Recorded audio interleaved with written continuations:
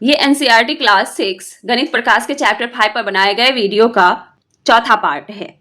Video के इस part में हम पेज नंबर 110 पे ये जो फिगर रीड आउट दिया गया है, इसमें जितने भी क्वेश्चंस दिए गए हैं इसे सॉल्व करेंगे। पहला क्वेश्चन है, find all multiples of 40 that lie between 310 and 410।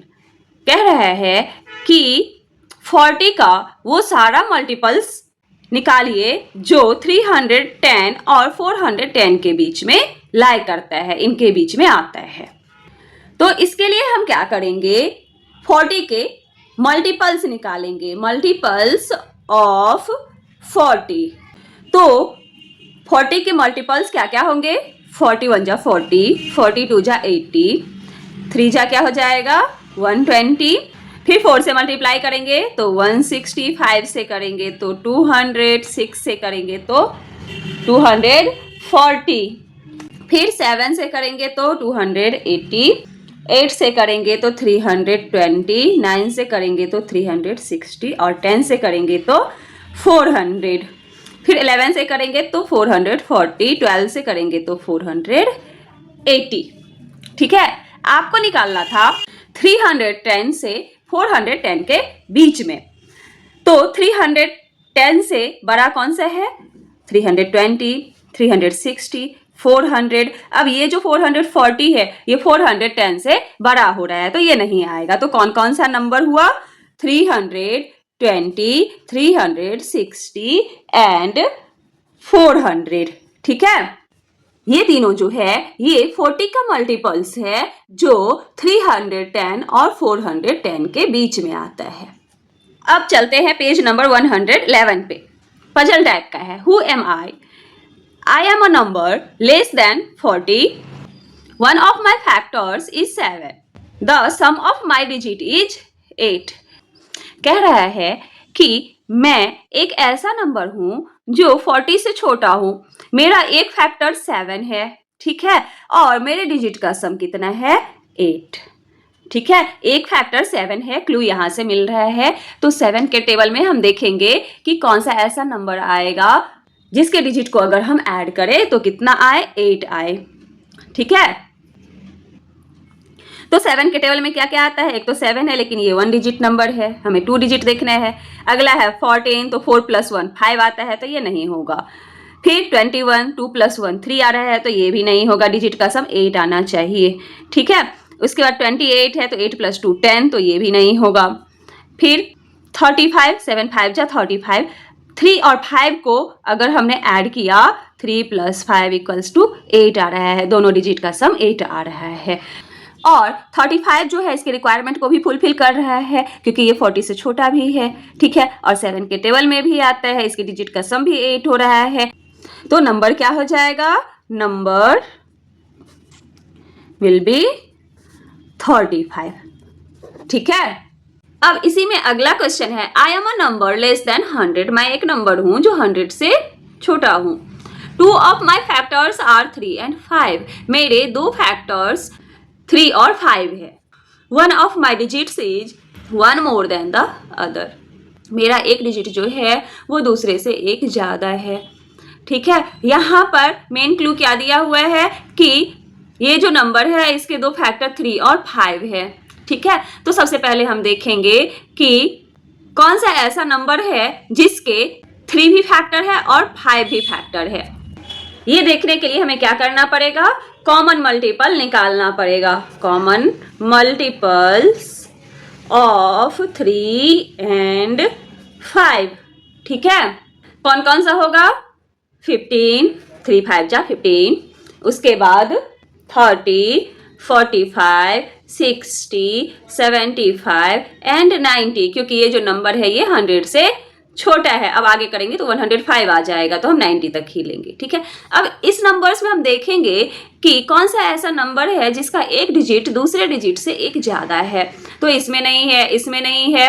ठीक है, इसमें 45 में 4 से 1 ज़्यादा है 5, तो क्या हो जाएगा 45। 45 का फैक्टर 3 भी है और 45 का फैक्टर 5 भी है। ठीक है, तो इसका आंसर क्या हो जाएगा 45। अब अगला क्वेश्चन है a number for which the sum of all its factors is equal to twice the number is called a perfect number. Perfect number किसे कहते हैं? ऐसा नंबर जिसके जितने भी फैक्टर्स हैं उसको अगर हम सम करें, उसको अगर हम ऐड करें तो वो उस नंबर के ट्वाइस के यानी कि दोगुना के बराबर होगा। जैसे कि यहाँ पर एक नंबर लिया है 28, ठीक है। 28 का अगर हम फैक्टर निकालेंगे तो क्या क्या आएगा? 1, 28, 2, 14, 4, 7, ठीक है। तो हम चेक करेंगे कि ये परफेक्ट नंबर है या नहीं। इसके लिए क्या करेंगे? 1 + 2 + 4 + 7 + 14 + 28, ठीक है। सबको सम करेंगे तो सम क्या आएगा? 56, ठीक है। अब 56 जो है ये इस नंबर का 28 का क्या है? ट्वाइस है। 28 को अगर हम 2 से मल्टीप्लाई करते हैं तो क्या आता है? 56 आता है, ठीक है। इसका मतलब क्या है कि 28 जो है ये एक परफेक्ट नंबर है। अब आपसे कह रहा है find a perfect number between 1 and 10। 1 से 10 के बीच में आपको परफेक्ट नंबर खोजना है। तो हम क्या करेंगे? 1 से 10 के बीच में जितने भी नंबर्स हैं उसका हम पहले फैक्टर निकाल लेंगे। तो 2 का फैक्टर 1, 2 आएगा, ये तो प्राइम नंबर है, ठीक है।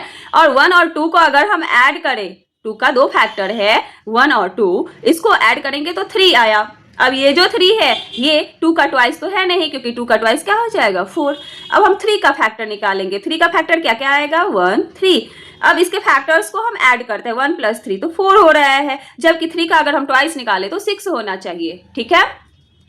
अब हम 4 का देखते हैं तो इसका होता है 1, 2, 4। अब इन तीनों का अगर हम ऐड करें 1 + 2 + 4 तो क्या आएगा? 4 + 2 6 + 1 7, जबकि 4 2 जा क्या आना चाहिए? 8 आना चाहिए। तो ये भी परफेक्ट नंबर नहीं है, ये तीनों परफेक्ट नंबर नहीं है, ठीक है।